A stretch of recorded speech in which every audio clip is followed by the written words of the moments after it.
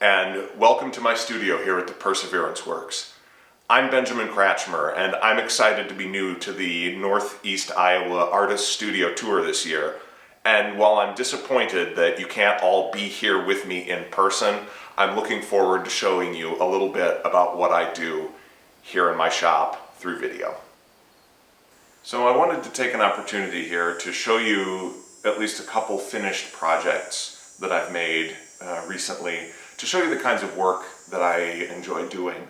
I started out as a cabinet maker, literally just making cabinets, and for me the part of woodworking I love is solving problems and paying attention to little tiny details, and there's only so much of that you can do in cabinet making. So I quickly turned to more complicated projects like bespoke furniture and custom small pieces. And this is a really great example of a small piece that involves a lot of complex components, but that is all made using very basic, fundamental components of woodworking.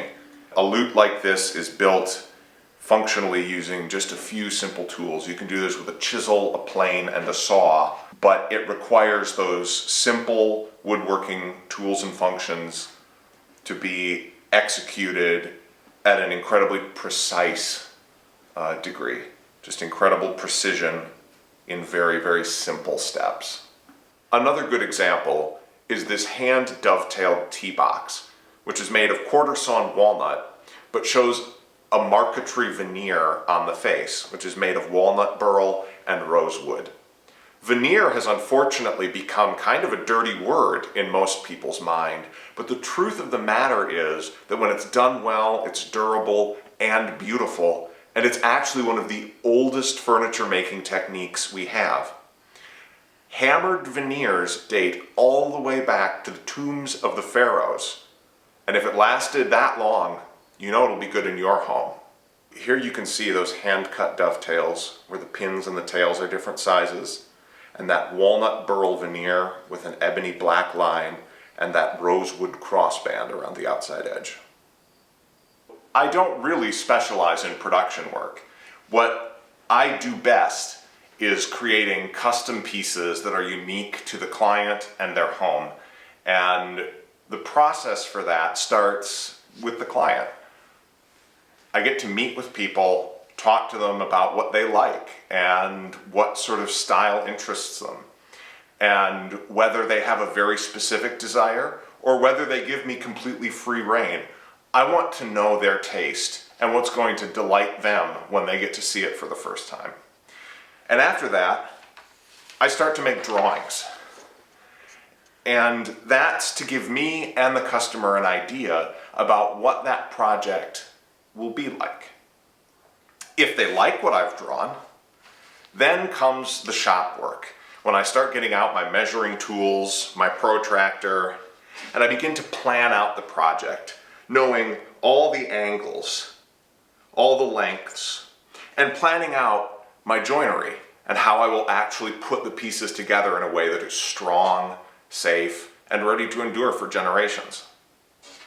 I translate that into a series of templates that allow me to lay out what I'm going to make on the raw material so that the grain is all running in the best direction for strength and appearance.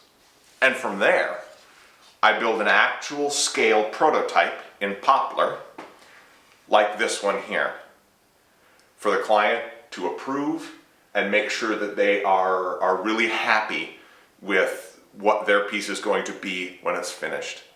So this particular client approved this chair, and now I can put it into production.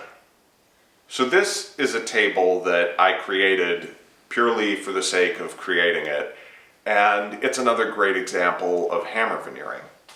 So this table is made from ash, and on the top it has what's known as a radial match or sunburst veneer, where slices of identical veneer are taken and matched around a center point and then banded in rosewood.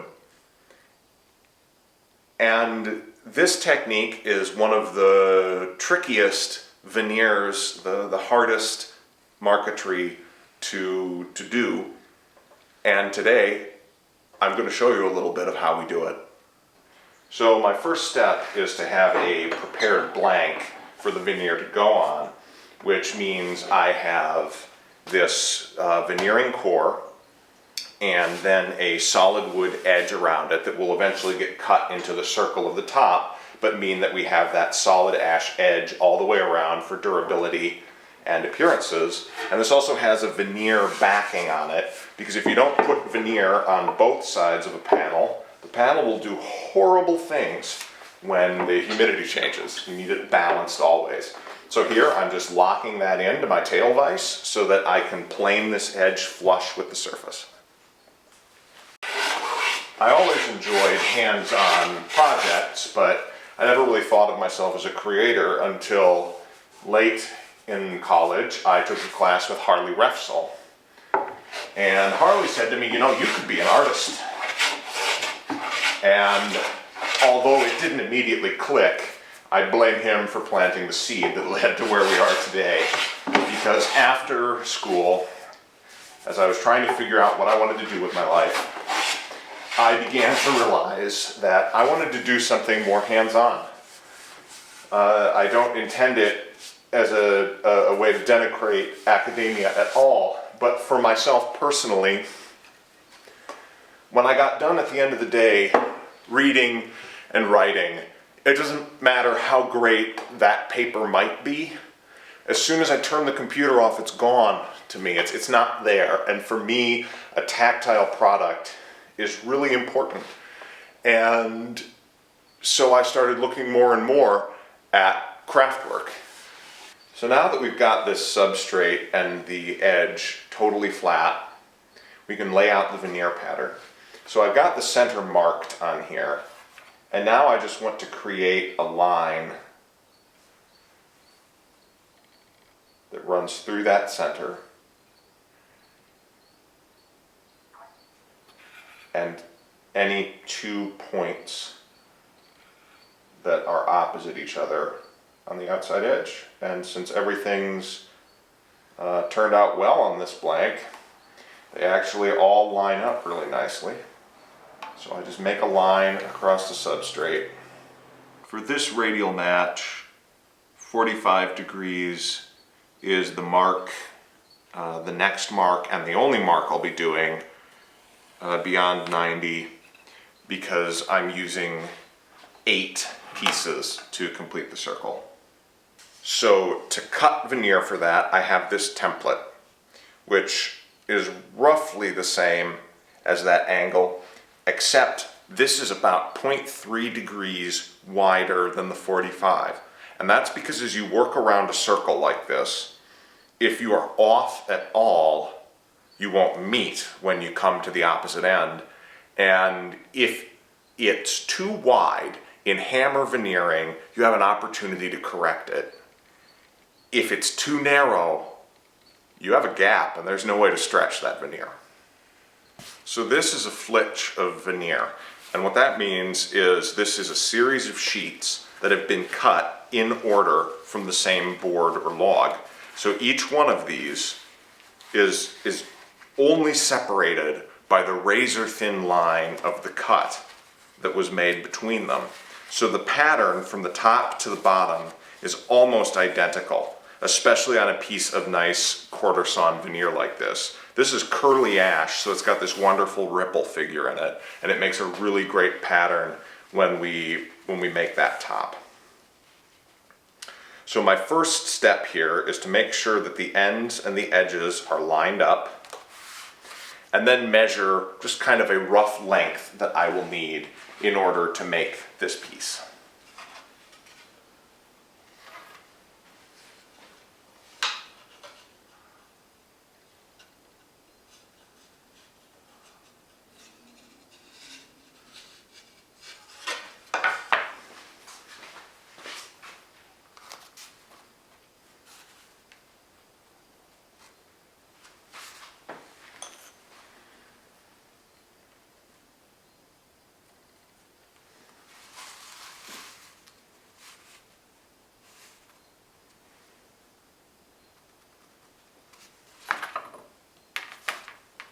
Mark my cut on the top sheet.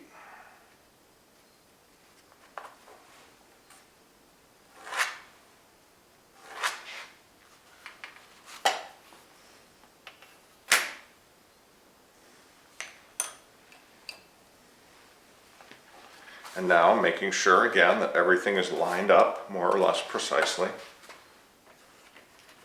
I lay my straight edge down right along that line and use shallow strokes with a really sharp marking knife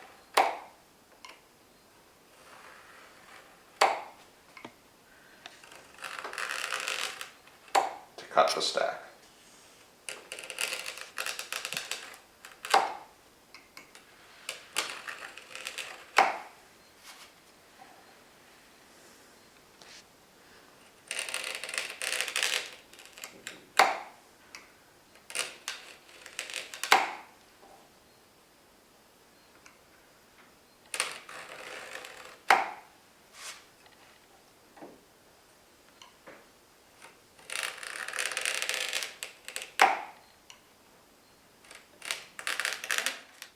So the next thing I do is I take my veneer and I make sure that it's all lined up at the edge and at the end. And this cut needs to be good, but not necessarily perfect because the edges will get jointed on the plane. And now I take my template and some tape. Don't want to forget the tape. Sadness lies that way. And I take my stack of veneer with everything all lined up, and I'm just going to put some tape on to hold it that way. I have deep sympathy for whoever was doing the craft work for the pharaohs because they did not have 3M masking tape.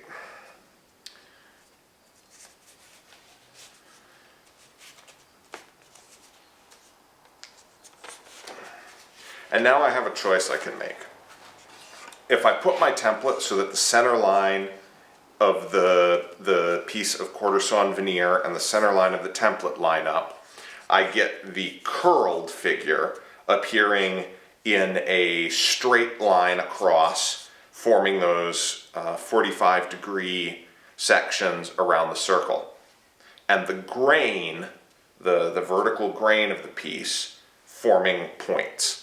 But if I tilt it so that it aligns with the ripples, I wind up with this kind of cool star pattern in that curly grain. So that other top I showed you has it with the grain running straight out. But this one we're going to try doing on the bias to create more of that strong ripple effect. So I take my template, I push it down there. I know that this is 45.3 degrees. And again, I just cut through the stack.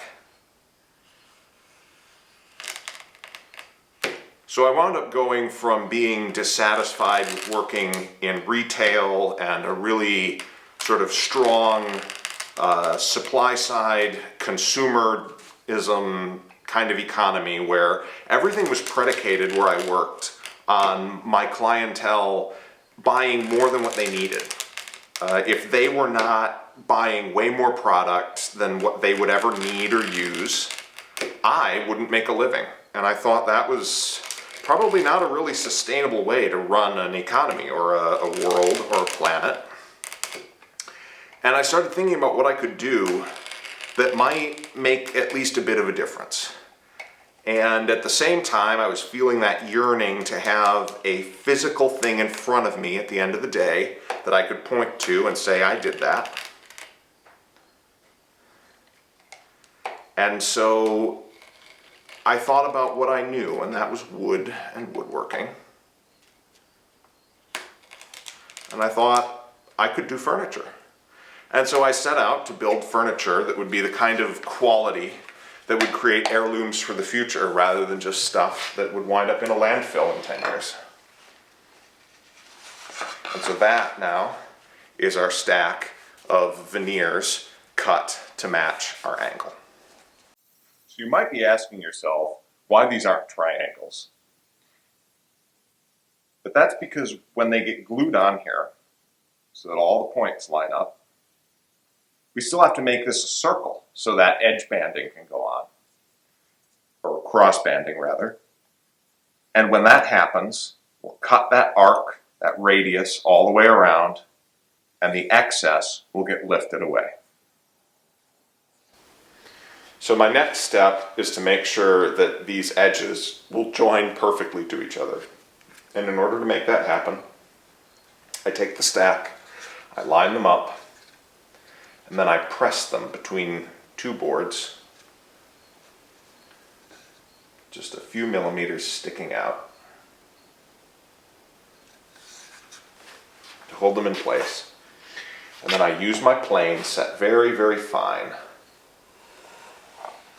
to joint the edge.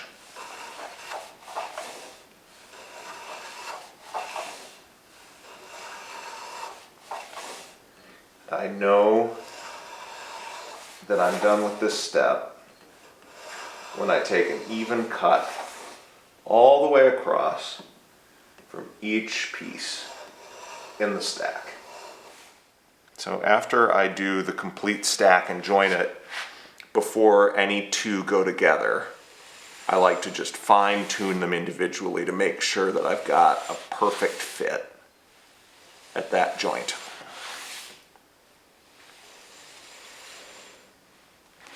So that there are no visible gaps.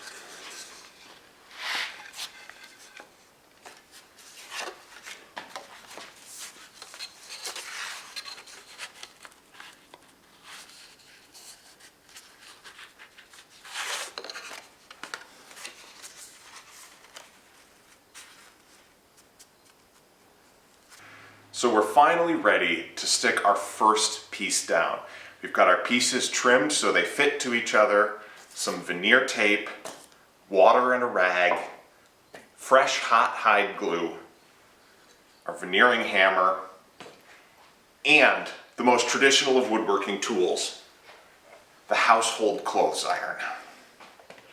So you can see from the numbering here that we don't go around the circle, because that would mean that the seam here was between the first and the last piece in the stack, and it might not line up. Instead, what is done is we put down the first piece from the stack, then the second piece from the stack is mirrored along a shared edge, and the next piece in the stack is mirrored on the opposite edge. And we continue that pattern all the way around so that the two edges that meet are from as closely sequential pieces as possible all the way around. If this was just a straight object, you could do them 1, 2, 3, 4, 5, 6, 7, 8, but because it's a circle, it's every other, so evens and odds, so that when we do come to the final seam, they match. So we take our first piece and our wet rag, and this is the amazing part of this process. It's fast, it's easy, it's adjustable. All the really high precision stuff, for now, we've taken care of for ourselves. So, I dampen the substrate. I dampen both sides of my veneer.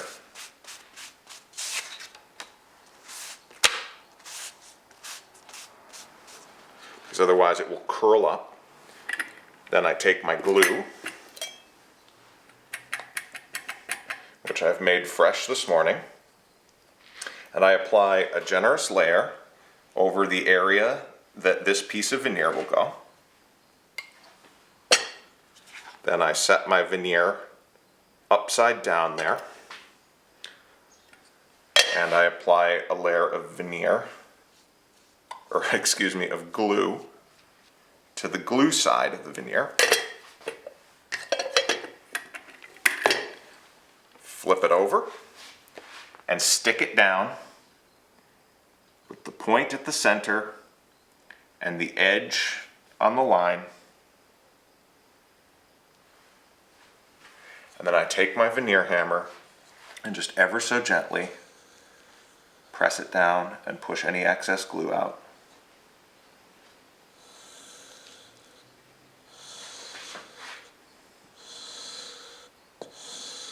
And if I have any bubbles or places it doesn't stick, I use my clothes iron to melt the glue back down.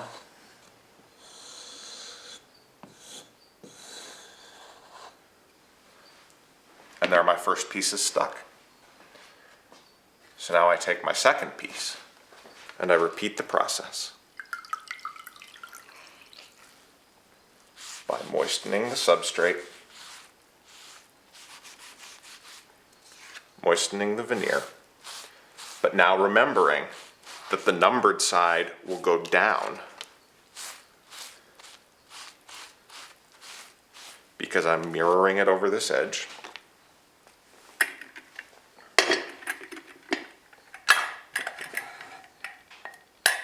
Glue, and making sure I get glue along that edge where there will be a seam. And this hide glue doesn't chemically cure, it physically bonds. And when fresh hot hide glue hits this glue that's already hardened, already gelled up, it remelts it so that it can bond together very, very strongly. Flip. I line it up.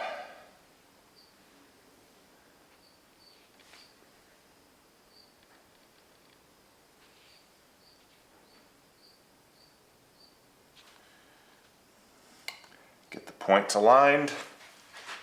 Use my veneer hammer and stick it down.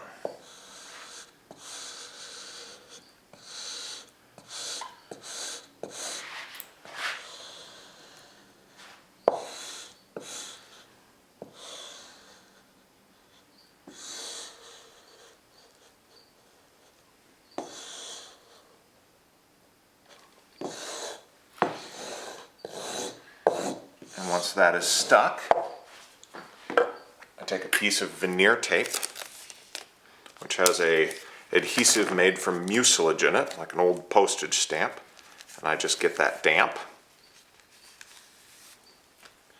And then I stick it down over that joint, and as the veneer tape dries, it shrinks and helps make sure that that joint stays tightly closed.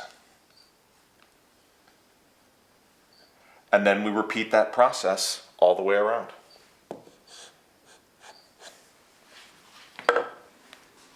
So that's my process and my work. Thank you so much for taking the time to watch this, and I hope you have a great virtual studio tour, and I can't wait to see you here in person next year. I'm Benjamin Kratchmer at the Perseverance Works. Thank you.